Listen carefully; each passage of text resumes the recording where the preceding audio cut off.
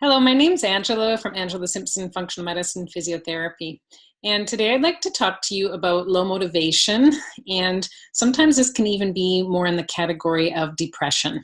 And this is really common for women, especially often it does happen to women quite commonly. If they have had children, it can happen immediately after they have delivered, and it can persist sometimes for a few months, even up to several years.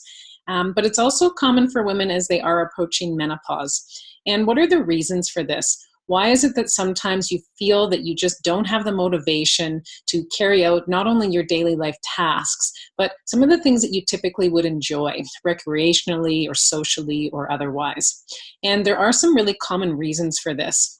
There are some hormonal changes that are happening to females that definitely do happen postpartum, and they also do happen around the time of approaching menopause. And sometimes the fluctuation in hormone levels, as well as sometimes the decline in hormone levels, can actually lead women to feel more depressed and less motivated. And where does this hormone level production come from? If we are lower than we should be, why is this happening? Because not every woman that approaches menopause is actually depressed. And so why does this happen to some people but not others? And it's important to be thinking that if the hormonal levels are low, there is a reason for this.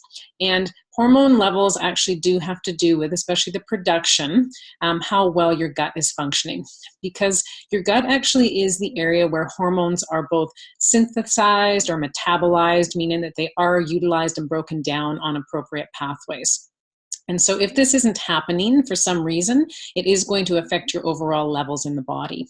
And the most common reason for this actually is inflammation. And so inflammation can come into our bodies for several different reasons. It does put us at risk for several different conditions and diseases, especially if left untreated and managed properly. But it can be highly responsible for developing depression at different points in your life as a female. And often inflammation, one of the primary areas that it does come from is from the types of foods that we're eating. And so if we are eating things that are more processed and packaged and don't contain as many nutrients as fresh whole foods, we are going to be at a little bit higher risk of having our inflammation levels rise gradually over time. As well, often we will find that stress levels will affect our inflammation as well. And so often when we do find that we have stress either on a low-grade ongoing basis, or we do have some acute episodes of stress that may be more frequent than would be desired. This does cause cortisol to be secreted by our body, which is our stress management hormone. And this actually will cause inflammation if our cortisol levels stay high for long periods of time in the body. And it will affect our gut, and it will actually affect our hormone production, as well as how well our hormones are being utilized. And so it is really important to be thinking, do I have a lot of stress in my life, or do I even just have chronic low-grade stress, and am I managing it well? And if not, do I need to develop some different strategies to help me with this if it is affecting my moods on an ongoing basis? And often what will happen is the serotonin levels and the dopamine levels. These are two neurotransmitters that actually allow us to feel good in our brains, feel emotionally well, feel happy. It even actually does allow us to sleep properly, which also greatly affects our moods. And these are primarily produced in the gut. And so if there is inflammation in the gut, the immune system is altered in the gut for some reason, it will affect our neurotransmitter production, which will have a direct effect on our moods. As well, the stress can sometimes have a direct effect on our hormones.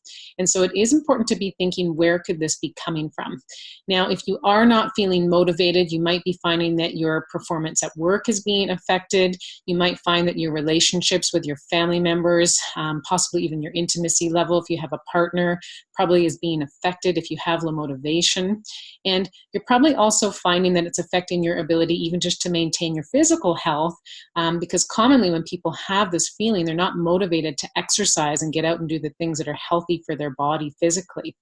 And if you fast forward 5-10 years from now, if you still feel like you have this condition, or it's potentially getting worse, and you aren't actually attending to even just the physical tasks that need to be done to help you maintain your body in a healthy way, you might be more prone to certain diseases such as cardiovascular disease, And you might even be prone to some different cancers as well if you're not moving your body, because detoxification is a process that happens by where we move our body physically and sweat on hopefully a daily basis.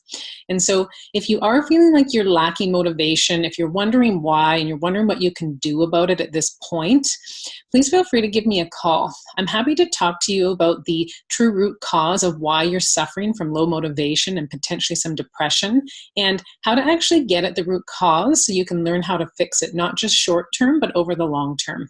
Because it'll help you get your life back, it'll help you get your relationships back, and it will prevent you from developing further conditions down the road. So it's highly worth it to look further into this and get your life back on track. I can be reached at my website, www.angelasimpsonfunctionalmedicine.ca. Thanks.